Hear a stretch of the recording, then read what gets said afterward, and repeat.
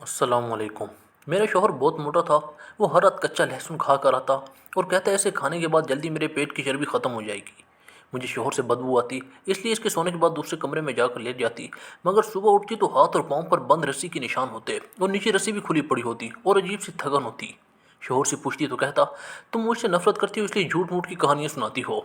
इस बार सोच लिया कि शौहर को सबूत दिखाऊंगी। यूँ कैमरा छुप कर दीवार पर लगा दिया और अगले दिन जो कुछ देखा तो मेरी जान निकल गई, क्योंकि कमरे में एक नहीं बल्कि पूरे बहार के ऑयल रोज थे। मेरे आंगन में लगे पेड़ों पर बुलबुल अक्सर आकर बैठ जाया करते थे। मादा बुलबुल बड़ी नखरीली सी बेचारे नर बुलबुल से अपने हजारों नखरे उठवाती थी। इस जोड़े को देखकर मैं अक्सर सोचा करती थी कि अपने शोहर से भी खूब नाज उठवाऊंगी। इसने मुझसे अपनी चाहत के हजारों दावे जो कर रखे थे। नवाज ने मुझसे कहा हुआ था कि एक दो रोज में अम्मी शादी की तारीख लेने आएंगी। बस इसीलिए आजकल मैं बहुत खुश खुश रहा करती थी। फिर वो दिन आ ही गया जब मेरी फूफू रिश्ते की तारीख लेने आ गई थी। मैं बेइंतहा खुश थी। मौसम भी बहुत अच्छा लग रहा था। बादल हर्ष छाए हुए थे। मैंने अम्मी के साथ मिलकर लवाजमात तैयार करवाए थे, जबकि अबू और फुप्पू एक कमरे में बैठे बीते दिनों को याद करके ठंडी आहें भर रहे थे। जब अचानक इस कमरे से अबू की गुस्से से भरी आवाज़ गूंजी थी। मैंने सहम कर अम्मी की जानब देखा। वो भी कुछ परेशान सी हो गई थी। वो बोली, एक तुम्हारे अबू के ब्लड प्रेशर से बहुत तंग हूँ मैं। इतना पता भी है कि बहन घर आई है बेटी की शादी की तारीख लेने के लिए। फिर वो मुझसे बोली, अच्छा परेशान मत हो, मैं जाकर मामला ठंडा करती हूँ। अम्मी ट्रे में चाय और लवाजमात रख कर ले गई थी। मैं भी जल्दी से किचन से बाहर निकली थी और दरवाजे के पास जाकर खड़ी हो गई थी। मैं कमरे से आती आवाज़ें सुनने लगी थी। पप्पू की नज़र जब अम्मी पर पड़ी तो वो बोली, शमीम यासिर को समझाओ कि मेरा एक ही बेटा है। इससे मुझे फरमाइश की है कि मैं अब टाल तो नहीं सकती ना। अम्मी बोली, बहन कैसी फरमाइश। पप्पू कहने लगी, नवाज कह रहा था कि समीना अपने जहेज़ में कमरे का सामान बेड वगैरह तो लाएगी ही, बस इसे कहिएगा एक छोटी सी गाड़ी भी ले आए। पप्पू ने यह बात इतने आराम से कही थी जैसे वो कह रही हूँ कि बाजार से बच्चों की खेलने वाली गाड़ी ले आओ। अम्मी हैरान रह गई थीं। वो बोली, बाजी आपको तो हालात पता है हमारे। यासर ने सारी ज़िंदगी इतना ही कमाया है जिससे हमारा वक्ती तौर पर गुजारा हो जाता था। हमने कोई लंबी चौड़ी सेविंग तो नहीं की। गाड़ी लेना तो हमारे बस की बात नहीं है। जहाँ तक फर्नीचर की बात है वो हम कर्ज पकड़ कर अपनी बेटी को दे ही देंगे। पप्पू झट से बोली, शमीम तुम बेटी की माँ हो, मुझे तुमसे इस हमाकत की उम्मीद हरगिज़ नहीं थी। पगली ऐसे मौक़ों पर तो बीवी अपने शोहरों के सामने डट जाया करती हैं और तुम अभी से सर झुकाओगी। अम्मी फिर से बोली, बाजी जो चीज़ें हमारी बेटी की किस्मत में है वो हम देंगे। अपनी औकात से बढ़कर कुछ नहीं दे सकते। फुफ्फो एकदम गुस्से में आ गई थी। वो बोली, ये गाड़ी तुम लोगों की बेटी के काम भी आना थी। खैर नवाज ने मुझे कहा कि अगर मामू गाड़ी के लिए नहीं मानते तो हम ये रिश्ता तोड़ देंगे। मैं भी मजबूर हूँ, ये रिश्ता तोड़ना नहीं चाहती, मगर नमाज के आगे मेरी नहीं चलती। इससे पहले कि पप्पू कुछ और कहती, अब्बू ने बुलंद आवाज़ में मुझे पुकारा था, समीना, समीना कहाँ हो, जल्दी से इधर आओ। मैं जल्दी से कमरे में दाखिल हो गई थी। अबू बोले, नमाज की 2 अंगूठी निकाल कर पप्पू को वापस कर दो। मैंने बड़े तहम्मुल से अबू की बात सुनी थी और अपनी उंगली से अंगूठी निकालने लगी थी। पप्पू जल्दी से उठ खड़ी हुई थी। वो बोली, समीना नवाज तुम पर जान निछावर करता है, तुम इसकी खुशी की खातिर अबू को गाड़ी के लिए नहीं मना सकती। मैं बोली, फुप्पो नवाज से कहिएगा अगर वो मुझसे इतनी मोहब्बत करता है तो मेरे बाप से आकर माफ़ी मांगे और इनसे कहे कि मैंने वेजा डिमांड की थी, मुझे 3 चीज़ों की ज़रूरत थी ही नहीं। फुप्पो मुंह लटकाकर वापस चली गई थी। मैं भी जल्दी से कमरे से निकल गई थी। छत पर जाकर फूट फूट कर रोने लगी थी। आसमान भी मेरे गम में रो रहा था। बारिश तेज़ हो चुकी थी और मेरा पूरा वजूद भीग चुका था, मगर मुझे किसी चीज़ की कोई परवाह नहीं थी। मैं रोती चली जा रही थी। खैर कुछ दिन गुजरे तो अम्मी की ज़बानी पता चला कि अबू ने इस रिश्ते के टूटने का गम दिल पर लगा लिया है। वो चाहते हैं कि जल्द अज जल्द तुम्हारी शादी कहीं हो जाए, इसलिए उन्होंने जा बजा रिश्तों का कह रखा है। जैसे ही तुम्हारे लिए कोई रिश्ता आया, समीना बाप की खातिर खुशी की खातिर मान जाना, इनके दुखी दिल को मजीद ठेस मत पहुँचाना। मैंने इस बात में सर हिला दिया था। खैर फिर वैसे ही हुआ जैसे अम्मी ने कहा था। अबू ने मेरे लिए एक ही हफ्ते में रिश्ता ढूंढ लिया था। मेरे होने वाली सास जब मुझे देखने आई तो मेरी वारिस सदकी जा रही थी। वो तो चाहती थी कि आज ही निकाह भी हो जाए। अबू मुस्कुरा दिए और बोले, बहन ऐसे मामलात में इतनी जल्दबाजी नहीं दिखानी चाहिए। खैर जब अम्मी ने मुझे लड़के की तस्वीर दिखाई तो मेरे दिल को बहुत इत्मीनान हुआ था, क्योंकि लड़का बहुत खूबसूरत था। मैंने सोचा मेरे होने वाले शोहर को देखकर नवाज को अपनी गलती का एहसास होगा कि इसने गाड़ी की चाह में हीरा गंवा दिया है। झटपट में रिश्ता तय हो गया था, क्योंकि अब्बू भी अपनी बहन को यह बावर कराना चाहते थे कि तुमने अगर मेरी बेटी को ठुकरा दिया है तो इसमें सरासर नुकसान तुम्हारा ही हुआ है। अब्बू ने भी ये रिश्ता कबूल कर लिया था। 2 ही हफ्ते बाद मेरी और हैदर की शादी तय पा गई थी। अम्मी ने मुख्तसर से तैयारी की थी। हमारे लिए ये बहुत बड़ी खुशी की बात थी कि लड़के वालों ने किसी किस्म की कोई डिमांड नहीं की थी। सब कुछ खैरियत से अंजाम पा गया था। आज मेरी बारात थी और मैं सज संवर कर स्टेज पर बैठी हुई थी। मेरा और हैदर का निकाह हो चुका था। वो भी मेरे पहलू में बैठा हुआ था। میں منتظر تھی کہ کب رخصتی کا شور اٹھے گا، تبھی میرے ساس آگے بڑھ کر امی کے کان میں کچھ کہنے لگی تھی۔ میں ان دونوں کو بہت غور سے دیکھ رہی تھی۔ امی میری ساس کی بات سن کر بہت زیادہ پریشان سی ہو گئی تھی۔ وہ جلدی سے ابو کے پاس چلی گئی تھی۔ میرا دل اچھل اچھل کر حلق میں آنے لگا تھا۔ مجھے سمجھ نہیں آ رہا تھا کہ آخر وہاں ہو کیا رہا ہے۔ امی ابو کے پاس کھڑی کچھ کہہ رہی تھی۔ ابو اپنا ماتھا رگڑنے لگے تھے۔ ابو کی یہ عادت تھی کہ وہ پریشانی کے عالم میں اپنا ماتھا رگڑا کرتے تھے۔ پھر ابو میری ساس کے پاس آئے اور ان سے کچھ کہنے لگے تھے۔ میری ساس مسلسل نفی میں سر ہلا رہی تھی۔ پھر میری ساس سٹیج پر چڑھ رہی تھی۔ وہ اعلانیہ انداز میں بولی، ہم نے سمینہ کے والدین سے سمینہ کے لیے گھر مانگا ہے۔ ہمیں علم نہیں ہے کہ اس کے والدین اس کا گھر بسانا چاہتے ہیں یا پھر اجاڑنا۔ اگر یہ لوگ ہمارے مطالبے پر پورا نہیں اترے تو ہم سمینہ کو طلاق دے کر چلے جائیں گے۔ یہ بات سن کر میں لرزنے لگی تھی۔ میرے بچپن کی منگنی ٹوٹ گئی تھی۔ میرا نکاح ٹوٹنے کے در پہ تھا۔ میری آنکھوں سے آنسو بہنے لگے تھے۔ میرے والدین غریب تھے، وہ گاڑی افورڈ نہیں کر سکتے تھے، تو پھر گھر تو ایک ناممکن سی چیز تھی۔ تب میں نے دیکھا کہ میرا چھوٹا بھائی ایک کونے سے ہوتا ہوا ہال سے باہر نکل گیا تھا۔ ادھر یہ معاملات سنگینی اختیار کر گئے تھے۔ ابو نے میرا گھر بسانے کی خاطر میری ساس سے کہہ دیا تھا کہ ہم اپنی بیٹی کو گھر دیں گے، مگر فی الحال ہمارے لیے یہ ناممکن سی چیز ہے۔ آج آپ رخصتی کر لیں، گھر بعد میں ہم دے دیں گے۔ میری ساس نے نفی میں سر ہلا دیا تھا۔ وہ کہنے لگی، ابھی یا کبھی نہیں۔ میں ساری صورتحال دیکھ کر پریشان ہو کر اپنے شوہر کے کان میں بولی، حیدر پلیز آپ اپنی والدہ کو کچھ سمجھائیں، یہ سب ٹھیک نہیں ہو رہا۔ حیدر نے ایک اچھتی سی نگاہ مجھ پر ڈالی اور بولا، اس میں غلط کیا ہے؟ اس وقت مجھے پتہ چلا تھا کہ شاید یہاں ہر شخص لالچی ہے۔ یہاں رشتے ایسے ہی ہوتے ہیں، کسی کے گھر کی رونق بھی لے جاؤ اور جو تھوڑا بہت ساز و سامان ان کے پاس رہ گیا ہے وہ بھی اینٹ لو۔ میرا دل کرچی کرچی ہو گیا تھا۔ مجھے اپنے مستقبل کے متعلق کچھ علم نہیں تھا۔ نہ جانے میرے ساتھ کیا ہونے والا تھا، نہ جانے آج میری بارات اٹھنا تھی یا نہیں۔ خیر ابھی یہ بحث و مباحثہ چل ہی رہا تھا کہ میرا بھائی جو تھوڑی دیر قبل گھر سے نکلا تھا وہ واپس آ چکا تھا۔ اس کی آنکھوں میں آنسو تھے۔ وہ بولا، ابو میں نے اپنی بہن کی رخصتی کا انتظام کر دیا ہے۔ میں نے جو گولڈ میڈل جیتا تھا وہ اپنی بہن کے لیے بیچ آیا ہوں۔ ان لوگوں کو گھر لینے کے لیے جتنی رقم درکار ہے وہ ہم دے دیتے ہیں۔ میں نہیں چاہتا کہ میری بہن گھر بیٹھی رہ جائے۔ یہ بات سن کر میرا دل کرچی کرچی ہو گیا تھا۔ میرے بھائی کا بچپن سے سپنا تھا، وہ گولڈ میڈل جیتنا چاہتا تھا، اور آج جب اس قابل ہوا تھا تو بہن کا گھر بسانے کے لیے اسے یہ اقدام کرنا پڑے تھے۔ ابو نے بھی اپنی نگاہیں جھکا کر حاضرین سے قرض مانگا تھا۔ میں الفاظ میں بیان نہیں کر سکتی اس وقت کس اذیت سے گزر رہی تھی۔ مجھے آج سمجھ آیا کہ لوگ بیٹیوں کی پیدائش پر غمزدہ کیوں ہوتے ہیں۔ خیر ابو نے پیسوں کا انتظام کر دیا تھا۔ میری ساس کی ہتھیلی پر جب پیسے رکھے تو وہ خوشی سے سرشار ہو گئی تھی۔ پھر رخصتی کا شور اٹھا تھا۔ میرا دل چاہتا تھا کہ میں مر جاؤں، مگر ایسے خودغرض لوگوں میں بیاہ کر ہرگز نہ جاؤں۔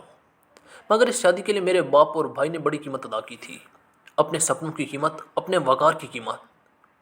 خیر میں رخصت ہو کر حیدر کے گھر آ گئی تھی۔ یہ گھر خوبصورت تھا، کھلا اور روشن۔ اس گھر میں خدا کی دی ہوئی ہر نعمت موجود تھی۔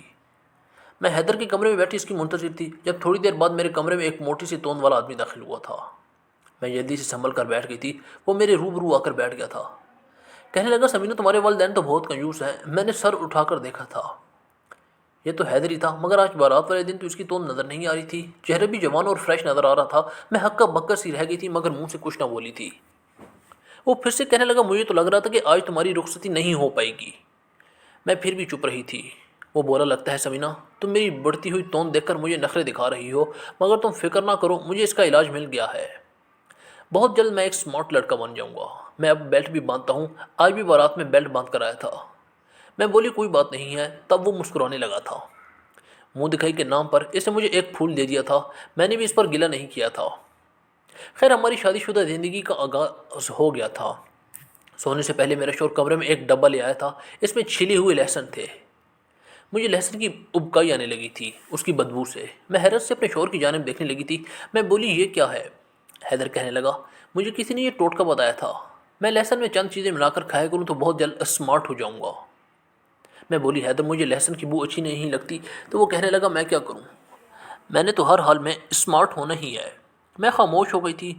لہسن کھانے کی تھوڑی دیر بعد میرا شوہر سو گیا تو میں اٹھ کر دوسرے کمرے میں چلی گئی تھی۔ اب میرے پاس یہی راستہ تھا۔ دراصل مجھے لہسن سے نہیں، خاص آگاہی الرجی تھی۔ لہسن کی بو سے میرا سانس رکنے لگتا تھا۔ خیر میں دوسرے کمرے میں آتے ہی سو گئی تھی۔ صبح میری آنکھ میری ساس کی آوازوں سے کھلی تھی۔ میں ہڑبڑا کر اٹھ بیٹھی تھی۔ تب میری نظر چارپائی کے پاس رسیوں پر پڑی۔ ایسا لگتا تھا جیسے رات میں کسی کو ان رسیوں سے ساتھ باندھا گیا ہو۔ میں بھی یہ سوچ رہی تھی، تب میری نظر میری کاروں پر پڑی۔ ان پر رسی کے نشان تھے۔ یہ سب دیکھ کر تو میں دنگ رہ گئی تھی۔ مجھے بہت زیادہ ڈر بھی لگ رہا تھا۔ مجھے رات میں کسی نے باندھا تھا۔ نہیں نہیں، ایسا ممکن نہیں ہے۔ میں خود کو تسلیاں دیتی ہوئی جلدی سے اٹھ کر کھڑی ہوئی تھی۔ میں کمرے سے باہر آئی تو میری سانس میری واری صدقے جانے لگی تھی۔ مجھے میری سانس اچھی نہیں لگتی تھی کیونکہ کل اس نے جو تماشا بنایا تھا اس نے میرا وجود کرچی کرچی کر کے رکھ دیا تھا۔ میں اپنے کمرے میں آ گئی۔ میرا شوہر تیار ہو کر باہر نکل گیا تھا۔ یہ میری عجیب سی شادی تھی۔ خیر اب ہر رات ایسا ہوتا کہ میرا شوہر سونے سے پہلے لہسن کھانے لگتا تھا، مجبوراً مجھے دوسرے کمرے میں جا کر سونا پڑتا۔ مگر میرے ساتھ یہ رسی والا واقعہ ہر شب ہونے لگا تو میں بہت زیادہ گھبرا گئی تھی۔ اس لیے میں نے سوچا کہ میں اپنے شوہر سے اس کے متعلق بات کرتی ہوں۔ میں بولی، حیدر آپ کو تو علم ہے کہ میں آپ کے سونے کے بعد دوسرے کمرے میں چلی جاتی ہوں کیونکہ لہسن کی بدبو مجھے سانس لینے میں دشواری ہوتی ہے۔ حیدر نے اسے ہلا دیا اور بولا، ہاں پتہ ہے، اگلی بات کرو۔ تب میں بولی، ہر شب مجھے کوئی اس کمرے میں باندھ دیتا ہے۔ میرے شوہر نے غور سے میری چہرے کی جانب دیکھا اور پھر ہنسنے لگا۔ وہ بولا، کچھ اور؟ میں بولی، حیدر میں بہت خوفزدہ ہوں۔ وہ کہنے لگا، سمینہ اب تو میں بھی خوفزدہ ہو گئی ہوں، تم اپنے پاس سے کیسی کیسی کہانیاں گھڑ لیتی ہو۔ اللہ کی امان، میں جانتا ہوں تم یہ سب اس لیے کر رہی ہو کیونکہ میں تمہیں پسند نہیں ہوں۔ میں نے جلدی سے نفی میں سر ہلایا اور بولی، نہیں حیدر ایسی کوئی بات نہیں ہے۔ وہ کہنے لگا، بس بس، میں سب جانتا ہوں۔ تم مجھے یہ بتاؤ، ہماری شادی کو 1 ہفتہ ہو گیا ہے، تمہاری طرف کوئی خوشخبری ہے کیا؟ مجھے حیدر سے اس قسم کی سوال کی توقع نہیں تھی۔ میں بولی، حیدر جب ایسا کوئی بھی معاملہ ہوا تو سب سے پہلے آپ کو ہی بتاؤں گی۔ حیدر کے ماتھے پر بل پڑ چکے تھے۔ وہ بولی، کیوں سمینہ، ابھی تک تم نے مجھے وارث کی خبر کیوں نہیں سنائی؟ تم میں کسی چیز کی کوئی کمی تو نہیں؟ میں حیدر کی بات سن کر کپ کپا گئی تھی۔ میں بولی، اللہ نہ کرے کہ ایسا ہو، میں بالکل ٹھیک ٹھاک ہوں۔ حیدر پھر سے کہنے لگا، مجھے اپنا وارث چاہیے۔ اتنا کہہ کر وہ کمرے سے نکل گیا تھا۔ میں سوچنے لگی تھی کہ حیدر کی ایسی کون سی جائیداد ہے جو اپنے وارث کے نام کرنے کے لیے مرا جا رہا ہے۔ میرا شوہر بہت ہی زیادہ بے حس تھا۔ جب سے ہماری شادی ہوئی تھی اس نے ایک جملہ بھی ہمدردی کا نہیں بولا تھا۔ اس نے کوئی ایسی بات نہیں کی تھی جس سے میں یہ محسوس کر سکتی کہ حیدر کے سینے میں پتھر نہیں دل ہے۔ میری ساس حیدر کے برعکس تھی، وہ میرا بہت خیال رکھا کرتی تھی۔ میں سوچنے لگی تھی کہ میرا شوہر تو بات پر یقین نہیں کر رہا، کل کل کو کوئی اونچ نیچ ہو گئی تو ساری بدنامی میرے سر پڑے گی۔ اس لیے مجھے کسی نہ کسی طرح یہ معلوم کرنا ہے کہ آخر رات میں میرے ہاتھ پر رسیوں سے کون باندھ دیتا ہے۔ میں سارا دن اسی مسئلے سے متعلق سوچتی رہی تھی۔ میرے ذہن میں کوئی حل نہیں آ رہا تھا۔ تب مجھے ایک آئیڈیا آیا۔ میں نے سوچا کیوں نہ میں اپنے موبائل ریکارڈنگ پر لگا کر کمرے میں رکھ دوں، رات بھر ویڈیو ریکارڈ ہوتی رہے گی، صبح سارا دودھ کا دودھ اور پانی کا پانی ہو جائے گا۔ جو ہی شام ہوئی میں نے پہلے سے ہی اپنا موبائل دوسرے کمرے میں لے جا کر سیٹ کر دیا تھا۔ شام میں ہم سب نے مل کر کھانا کھایا، پھر حیدر کمرے میں آ کر بیٹھ گیا تھا۔ جب وہ سونے لگا تو اس نے لہسن کھانا شروع کر دیا۔ حیدر کے سو جانے کے بعد میں اٹھ کر دوسرے کمرے میں چلی گئی اور وہاں جا کر سو گئی تھی۔ مجھے یہ لگتا تھا کہ رات میں مجھے نیند ہی نہیں آئے گی، مگر آج پھر میں بہت گہری نیند سوئی تھی۔ صبح جب آنکھ کھولی تو میرے ہاتھوں پر رسیوں کے نشانات تھے۔ پاس ہی ایک کھلی ہوئی رسی پڑی تھی۔ میں جلدی سے اٹھی اور اپنا موبائل الماری کے اوپر سے اتار لیا تھا۔ رات بھر ویڈیو ریکارڈ ہوتی رہی تھی۔ میں نے جلدی سے ویڈیو کا وہ حصہ نکالا جہاں میں سونے کے لیے لیٹ گئی تھی۔ جیسے ہی منظر اسکرین پر چلے تو یہ دیکھ کر میری روح فنا ہو گئی تھی کہ میرے سونے کے تھوڑی دیر بعد ایک نہیں بلکہ یہ منظر دیکھ کر میں تھر تھر کانپنے لگی تھی۔ خوف میرے پورے وجود میں پھیل گیا تھا، آنکھوں سے آنسو ٹپکنے لگے تھے۔ اسی دم مجھے اپنے بچپن کے منگیتر نواز سے بہت گلہ آیا تھا۔ میں نے دل میں سے مخاطب کر کے کہا کہ کاش نواز تم اتنے لالچی نہ نکلتے تو میرے ساتھ یہ سب نہ ہوتا جو اتنی راتوں سے ہوتا آیا ہے۔ میں نے اپنے آنسو صاف کیے اور خود کو نارمل کرتی ہوئی کمرے سے باہر آ گئی تھی۔ آج میں گھر سے بھاگنا چاہتی تھی، بس مجھے مناسب موقع کی تلاش تھی۔ حیدر تو ویسے بھی پورے دن گھر نہیں آتا تھا، نہ جانے وہ کہاں رہتا تھا۔ اب مسئلہ صرف میری ساس کا تھا۔ وہ تو اللہ کی کرنی ایسی ہوئی کہ میری ساس بولی، بہو مجھے ذرا پڑوس میں جانا ہے، تم اندر سے کنڈی لگا لینا۔ میں اپنی ساس کی بات سن کر بے انتہا خوش ہو گئی تھی۔ میں جلدی سے بولی، آنٹی آپ جلدی گھر آ جائیے گا، آپ کو تو پتہ ہے حیدر بھی گھر میں نہیں ہے، مجھے اکیلے میں بہت ڈر لگتا ہے۔ میری ساس مسکرانے لگی اور میرے سر پر ہاتھ رکھ کر بولی، میں جلدی آ جاؤں گی۔ پھر وہ باہر نکل گئی تھی۔ میں اپنے کمرے میں آئی اور اپنے زیورات وغیرہ لینے کے لیے تجوری کھولی تو یہ دیکھ کر دنگ رہ گئی تھی کہ تجوری میں ڈبے تو پڑے تھے مگر ان میں زیورات نہیں تھے۔ میرے والد نے نقدی دی تھی، نہ جانے وہ بھی ان لوگوں نے کہاں چھپا کر رکھی تھی۔ پھر میں نے ان سب چیزوں کو چھوڑا اور گھر سے بھاگ گئی تھی۔ میں بڑی مشکل سے ابو کے گھر پہنچی تھی۔ مجھے دیکھ کر بہت زیادہ گھبرانے گئی تھی۔ وہ امی مجھے دیکھ کے کہنے لگی، کیا بات ہے بیٹی، تم ایسی اجڑی ہوئی کیوں لگ رہی ہو؟ میں بولی، امی جلدی سے ابو کو بلائیں۔ امی بہت زیادہ پریشان ہو گئی تھی، جلدی سے ابو کو بلا لی تھی۔ انہوں نے بھی ایک کی سانس میں مجھ سے کئی سوال پوچھ ڈالے تھے۔ تب میں بولی، ابو میرا شوہر ہر رات لہسن کھاتا تھا۔ آپ کو تو علم ہے کہ مجھے لہسن سے الرجی ہے، اس لیے میں دوسرے کمرے میں جا کر سو جاتی تھی، مگر صبح سو کر اٹھتی تو کلائی پر رسیوں کے نشان ہوتے تھے، پاس ہی ایک رسی بھی پڑی ہوتی تھی۔ یہ بات میں نے حیدر سے کی تو اس نے میری بات ماننے سے انکار کر دیا۔ میں نے رات میں کیمرہ ریکارڈنگ پر لگا رکھا تھا، اب اس میں سب کچھ ریکارڈ ہو گیا تھا۔ میں جیسی ہی سوئی، حیدر اور 3 4 مرد اور عورتیں میرے کمرے میں آ گئے تھے۔ حیدر نے رسی سے میرے ہاتھ باندھ کر مجھے چارپائی کے ساتھ باندھ دیا تھا تاکہ میں ہل جل نہ سکوں۔ پھر وہ اپنی امی سے بولا، امی سمینا کے کھانے میں نیند کی دوا تو شامل کر دی تھی نا؟ میری ساس بولی، ہاں ہاں میں نے کر دی تھی۔ پھر وہ سب بیٹھ کر منصوبہ بندی کرنے لگے تھے۔ دراصل ابو یہ لوگ فراڈی ہیں، یہ لوگ بچے بھی چراتے ہیں اور اپنے بچے بھی آگے فقیروں میں بیچ دیتے ہیں، ان سے بھاری معاوضہ وصول کرتے ہیں۔ میرا شوہر نے پہلے بھی 3 بار شادی کی تھی اور اپنی ہر بیوی کا بچہ بیچ دیا تھا۔ اب میری باری تھی۔ وہ چاہتے ہیں کہ میں جلد از جلد حاملہ ہو جاؤں تاکہ وہ میرا بچہ بھی بیچ دیں۔ ابو حیدر جان بوجھ کر رات میں لہسن کھاتا تھا تاکہ میں دوسرے کمرے میں جا کر سو جاؤں۔ اس کو پہلے سے ہی میری ساس کا الرجی کا علم تھا۔ رات میں یہ اور ان کا سارا گروہ بھیس بدل کر بھیک مانگنے نکل جاتے ہیں اور دن کی روشنی میں یہ سب بہت قابل عزت لوگ بن جاتے ہیں۔ میری باتیں سن کر ابو بہت زیادہ پریشان ہو گئے تھے۔ وہ بولے، کیا یہ سب ریکارڈ ہوا ہے؟ میں نے اس بات میں سر ہلا دیا تھا۔ ابو بولے، چلو میرے ساتھ تھانے چلو، ہم ان لوگوں کے خلاف ثبوت کے ساتھ ایف آئی آر درج کروا دیتے ہیں۔ ہم نے ایسا ہی کیا۔ ابو نے پولیس سے یہ ڈیمانڈ کی تھی کہ میری بیٹی کو خلا چاہیے، وہ رقم اور زیورات جو حیدر اور اس کی والدہ نے ہم سے اینٹ لیے تھے وہ بھی واپس کروا دیں۔ اللہ کا شکر ایسا ہی ہوا تھا۔ اب میں اپنے والدین کے ساتھ ان کے گھر میں رہتی ہوں، شکر ہے میں فراڈی لوگوں سے بچ گئی ہوں۔ اب میں دوبارہ اپنی تعلیم حاصل کرنے لگی ہوں۔ جب تک میں صدمے سے نکل نہیں جاتی تب تک میں دوسری شادی کے متعلق سوچ بھی نہیں سکتی۔